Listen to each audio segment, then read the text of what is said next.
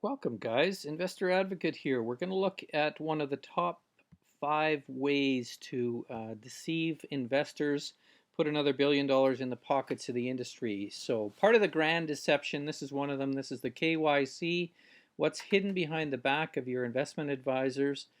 The KYC is the Know Your Customer or Know Your Client form. It's supposed to dictate how investment people treat their customers. They go to someone calling themselves an advisor. That advisor promises trust. He claims he is a financial advisor. What you need to watch out for here is financial professional titles and licenses are not the same. A financial professional may use various titles whether or not he or she is registered or licensed in that category.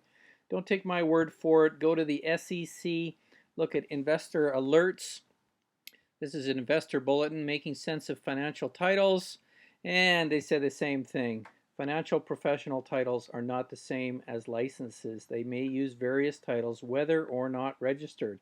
That's what you really got to catch up to. That's the bait and switch. The guy's doing this to you. Behind his back, he's doing that. And that is the average entire industry trick of someone using a title SOR. It's not in legislation. It's not in the law.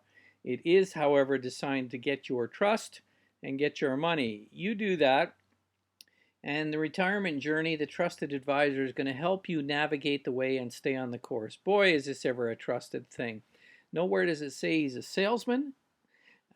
And this is the guy that's going to help you fill out the KYC form. So you're really getting into something with someone that you shouldn't. I'll skip ahead here. You're sitting down with one of these guys who is a wolf in sheep's clothing to fill out a form that's going to dictate how you're going to be treated in the investment industry. Here's another one. Don't take my word for it. Search for the broker's license at brokercheck.finra.org. Type in the name or the firm. You'll get a list of whether they're a broker or a registered advisor. FINRA is the self-regulatory organization. They won't tell you the truth on this one very easily. If you're in Canada, go to securities-administrators.ca, do a registration search, and type in the name of whoever you're dealing with, and you'll find out what they are licensed as there. A dealing representative is not your friend. They are a representative of the dealer. So the representative of the dealer is going to walk you through a complicated form and tell you how much risk you should take and tell you how much equity exposure, etc. you should have. And that's like going to someone who's not licensed as a doctor and having them tell you what kind of medicine you should take and how much. Chances are they're going to sell you something that is extremely profitable to themselves. Chances are you're into this kind of relationship again.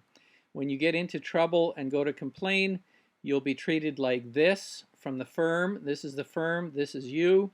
You'll go to regulators, and they'll put you through this kangaroo court because, of course, they're paid by investment firms. Here in Canada, the top regulators paid $700,000, and we got 13 of them across the country. The self-regulators are mere lobby groups. That's IROC, FINRA, SIFMA, people who are saying, trust us, we're your financial advisors. They're worse than the government regulators.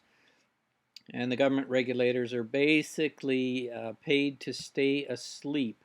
Captured regulators is the name of the game. If you don't believe that we can capture every securities regulator we need to, just imagine how many financial ratings agencies that we captured in the 2008 financial crisis.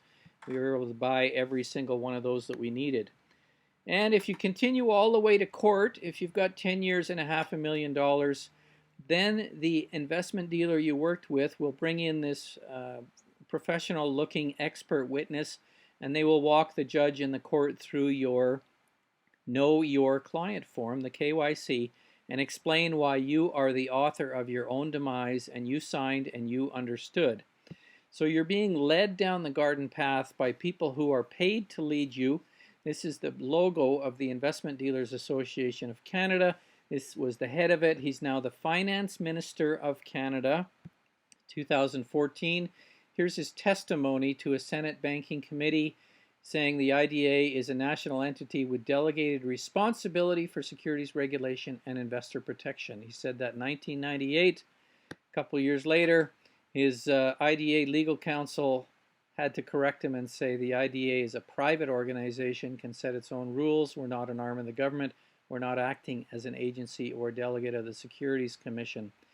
Paul Bork, Senior Vice President, Member Regulations, said in 2004, first, let's get the facts straight. The only legislative power provincial governments delegate to the IDA is registration of brokers. That's keeping a list. And even that on only 3 provinces, the provincial governments do not delegate securities industry compliance and enforcement. However, you're going to get run down the garden path and you're going to get told that these people are here to protect you. Go to Larry Elford YouTube site. Look at some of the videos here. Find out how you're being taken for a ride. Find out how to get your money back. Go to Getting Your Money Back at investoradvocates.ca. Look at the forums there on securities commissions, regulation, deception, and get some of your money back, guys. Very important that these industries no longer are able to deceive and victimize investors.